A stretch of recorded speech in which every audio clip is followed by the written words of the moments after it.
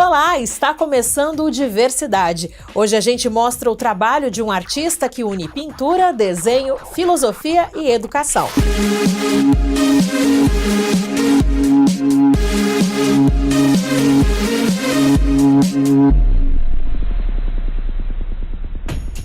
Leonardo Xavier é graduado em Artes Visuais e Filosofia. Ele atua como professor na rede pública de ensino e tem um ateliê no bairro Limoeiro. A gente esteve lá e bateu um papo super interessante, olha só. Assim como todas as crianças que gostam de desenho, eu sempre gostei, o desenho sempre esteve muito presente na minha vida como um hobby, como uma forma de expressão. E assim como todas as crianças, ao longo dos anos aquilo foi passando, só que se tornou mais frequente.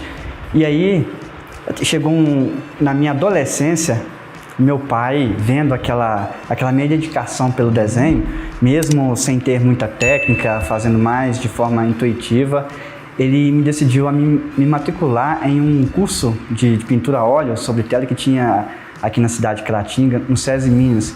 Na época era ministrado pela professora Rosane Batista. Eu tinha lá meus 12, 13 anos.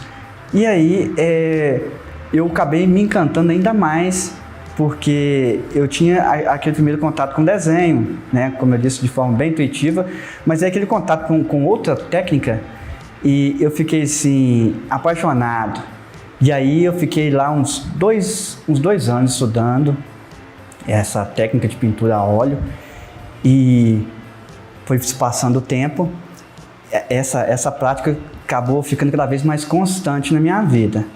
Depois eu acabei me aprimorando ao longo do tempo, de tanto dedicar, eu acabei pegando algumas encomendas, acabei usando isso como um hobby e como um extra, né, financeiro. Foi passando, as necessidades pessoais, né, foi chegando e aí eu fui me distanciando um pouco da arte, mas aí depois de muito tempo, apareceu a oportunidade de fazer uma graduação em licenciatura em artes visuais. E aí eu voltei novamente a continuar tendo esse contato com o desenho, continuar tendo esse contato com a pintura, dessa vez de forma mais intensa ainda. E desde quando eu comecei a fazer a faculdade de artes visuais, eu não parei mais. Eu tive uma disciplina de filosofia, que no meu tempo, no meu ensino médio, eu não tinha, a grade não tinha, por exemplo, sociologia, filosofia, não tinha essas matérias na grade. E foi meu primeiro contato com a filosofia, eu me encantei, né? E foi algo muito raso, porque a disciplina que eu tinha de filosofia no curso de licenciatura em artes era filosofia da educação. Eu vi como que minha mente abriu, né, com relação àquele campo. Eu pensei, por que não depois fazer uma faculdade de filosofia, por que não? Mas depois que eu terminei a licenciatura em artes visuais, eu fiz uma pós-graduação em metodologia do ensino da arte, que complementou ainda mais os meus estudos com relação da didática, como empregar o conhecimento que eu já adquiri, repassar esse conhecimento para os meus alunos. E aí depois eu fui e fiz a filosofia. Aí já foi algo mais intenso. E eu nunca pensei que eu fosse aprender tanto de arte com a filosofia. Por incrível que pareça, eu falo isso com os meus amigos, eles ficam assim impressionados, porque se for analisar nessas duas graduações que eu fiz, eu aprendi mais de arte com a filosofia do que a própria graduação de artes visuais. A filosofia, na verdade, ela tem um campo que você trabalha só questões dela, que só ela trabalha, e tem outras áreas que ela trabalha. Por exemplo, tem filosofia do direito, filosofia da educação e outras filosofias. Mas dentro da filosofia tem um campo de estudo que chama experiência estética, a estética, que seria aquela sensação de contemplação, experiência do belo, né, das pessoas contemplarem a beleza, seja não só no campo da arte, porque trabalha mais o campo da arte, mas isso vai além do campo da arte, porque é algo metafísico, né?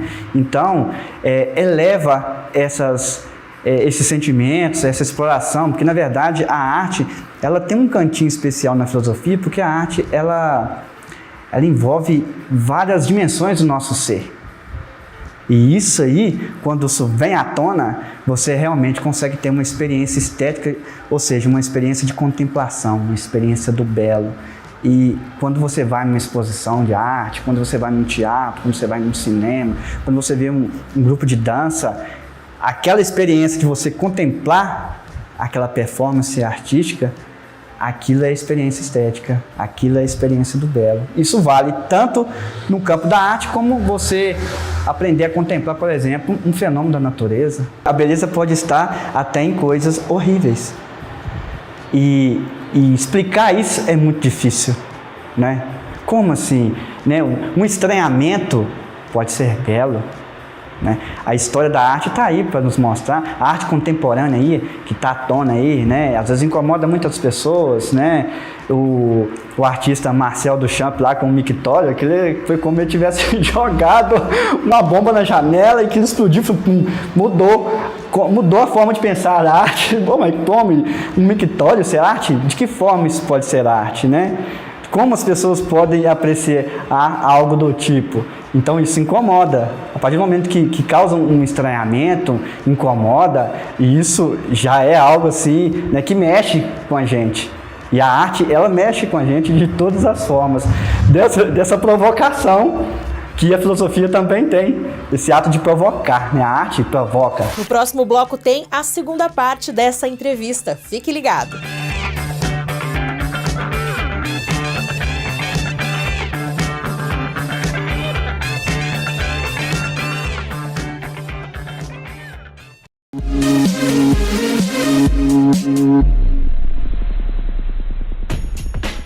Estamos de volta hoje recebendo o artista plástico e professor Leonardo Xavier.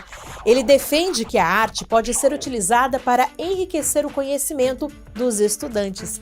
E essa ideia já fez com que ele gravasse um documentário e coordenasse a publicação de um livro. Quando eu fiz a graduação em licenciatura em artes, aí eu comecei, né, a trabalhar na escola, só que eu nunca tinha, né, estado nessa posição de professor. E a minha condição de artista, eu já falei em outras entrevistas que isso é muito complicado. Por quê? O professor de arte, os alunos confundem, acham que ele tem que ser artista. E ele não tem que necessariamente ser artista, porque ele vai trabalhar questões culturais ali, né, história da arte. Ele não tem que necessariamente ser um artista. Lógico que as práticas, né, elas reforçam, né, o conteúdo, mas ele não tem que ser artista. E, em contrapartida, o artista, se o professor de arte for artista, mas também deixar o lado de artista prevalecer, ele pode interromper esse processo, porque aí ele vai encantar somente, né, os alunos que têm uma aptidão para a arte e os outros que não têm. E aí a minha condição de artista e professor, eu já até falei isso em outras entrevistas, que a minha função é de equilibrar isso, de artista e professor de arte, para que eu possa encantar a todos, não só aqueles que já têm uma aptidão para a arte. Eu participei de uma exposição, e tinha até um curador, Rodrigo Vivas, da UFMG, e ele falando lá, eu achei bem interessante que ele fala que a arte está no meio social, e você tem que, se você gosta de arte, leva o seu amigo, um pai leva um filho, leva a criança para estar num ambiente, né, artístico. Não é porque eu não gosto. Não, você tem que estar no lugar primeiro, você tem que criar um hábito de estar no lugar, de ver como que as coisas caminham, aprender a apreciar, mesmo sem conhecer, e aí depois sim você vai se envolver plenamente. Eu já até produzi um documentário que chamou o título, eu dei o título para ele como Arte como Base de Conhecimento, porque a gente sempre tem, né? História, português e matemática, lógico, né? Como base de conhecimento. Por que não a história? Por que não a filosofia? E por que não a arte? E aí eu comecei a defender, né, essa ideia de que a arte ela pode ser vista como base de conhecimento, e eu montei um repertório de atividades didáticas durante um ano letivo, no qual os meus alunos iam participando, e no final eu peguei lá 3 alunos para darem um depoimento. Será que essas experiências que a gente adquiriu ao longo do ano letivo, ela pode ser encarada como um conhecimento? E aí eu tive um resultado assim extraordinário, porque eu percebi que as aulas, o conjunto, aquele repertório de atividades, acabou ajudando eles na história, ajudando eles na sociologia, na filosofia, né? Porque são temas que que acabam, né, sendo transversais. Um tema, por exemplo, que um movimento artístico que acontece, por exemplo, na literatura, ele vai repetir lá, né, na arte, às vezes vai aparecer também na filosofia, na história, né, a arte e a história caminham juntos.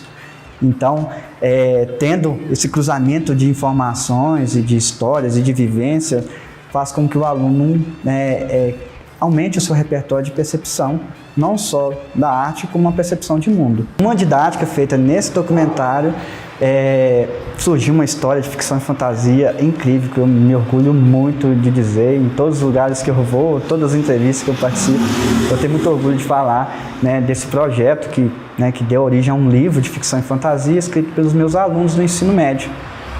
Foram 3 anos de dedicação, eles escrevendo, 3 escritores, a turma como um todo ajudou na questão das ideias, mas teve 3 escritores principais ali para conduzir a trama, e eu tive a oportunidade de ilustrar esse livro, né, essa história. Então, para mim, é muito gratificante dizer isso, porque ver um projeto acontecer e nascer, né, você vê ele caminhar e depois ter uma conclusão magnífica, que é a publicação de um livro, isso para mim, né, eu não saberia com palavras mencionar o quanto isso é significante para mim. Esse trabalho que eu faço aqui no ateliê de ensinar, né, de ensinar a desenhar, de ensinar técnicas de desenho, de pintura, isso para mim é muito gratificante.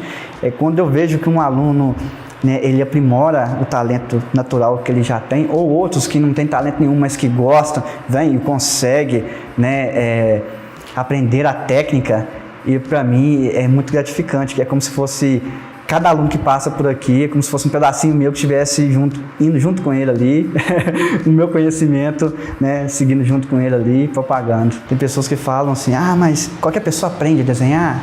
E aí, qualquer pessoa aprende a pintar? Eu posso te dizer com precisão, hoje eu tenho muita propriedade para poder dizer isso, que qualquer pessoa tem condição de aprender desenho, qualquer pessoa aprende a desenhar, assim como aprende a tocar violão, como aprende a andar de bicicleta, né? Mas só que tem que ter alguns requisitos, que é gostar muito, né? E dedicar como se, né, você fosse dedicar, se estivesse fazendo aula de violão, chegar em casa, continuar treinando os exercícios. E para o desenho e pintura você tem que fazer assim também. Só que tem uma coisa que eu não consigo ensinar, que é a questão da criatividade. Não tem como, eu posso ensinar a técnica, mas eu não posso ensinar a criatividade. A criatividade é de acordo com o seu repertório, é você que constrói tudo isso, né? É de acordo com as coisas que você lê, de acordo com as coisas que você estuda, é de acordo com as coisas que você assiste, né? Então, é o seu repertório cultural, o seu repertório de estudo que vai ser o ponto crucial para criar algo. E ultimamente, né, eu acho que o meu processo de criação é essa coisa criativa, né, esse instinto criativo, eu acho que ele veio mais à tona depois que eu fiz o curso de filosofia. O que me inspira, na verdade, são as próprias reflexões que eu faço no dia a dia, né, de como que a sociedade se comporta, como que as pessoas pensam de tal tema.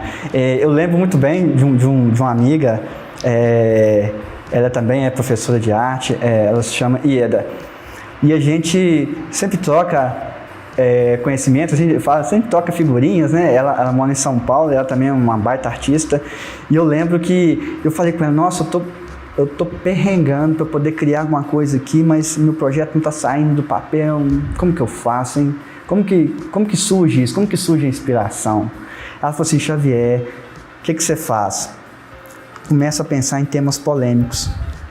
Começa a pensar em temas polêmicos que vai te dar um start, vai te tirar da zona de conforto, vai te provocar, e aí sim você vai começar a caminhar, vai começar a pensar e vai vir à tona todas as suas aflições, reflexões, emoções, e aí você vai conseguir criar. E eu segui o conselho dela e eu estou fazendo esse exercício até hoje, agora ainda mais com reflexões filosóficas, né? Eu gosto de falar para os meus alunos, tem uma fala de um artista de rua, eu assisti num documentário, Eu achei aquilo incrível, eu nunca consegui externar aquilo, eu sempre tive aquela preocupação, mas eu nunca consegui externar o que ele falou. Eu achei assim, extraordinário, que ele falava o seguinte, que viver da arte, as pessoas sabem que viver da arte é a coisa mais difícil que tem. Isso é uma questão que está sempre presente, né? O cara viver de arte é como se fosse um jogador de futebol que vira uma estrela. São poucos, né? Viver da arte é muito difícil. Mas tem uma coisa que as pessoas não sabem, que é, para um artista, viver de qualquer outra coisa que não seja arte é muito mais difícil. Aquilo eu achei extraordinário, eu me identifiquei muito com ele. E hoje, né, e graças a Deus, eu não estou vivendo, né? Eu tô sobrevivendo de arte, mas um dia eu vou viver de arte, mas só pelo fato de estar tendo esse contato com a arte praticamente que 24 horas. Quando eu não estou na escola lecionando arte, eu estou aqui no meu ateliê dando aula particular de desenho e pintura, ou então quando não tem aluno aqui, eu estou me dedicando aos meus projetos, às minhas criações, né? Praticando. Então só de eu estar envolvido, né, me comprometendo como um todo com a arte, que é a coisa que eu mais amo, isso para mim é muito gratificante. O Xavier costuma postar os trabalhos dele no YouTube e nas redes sociais. No Instagram, o endereço é @vício-pela-arte. E o Diversidade fica por aqui. Um abraço para você e até a semana que vem.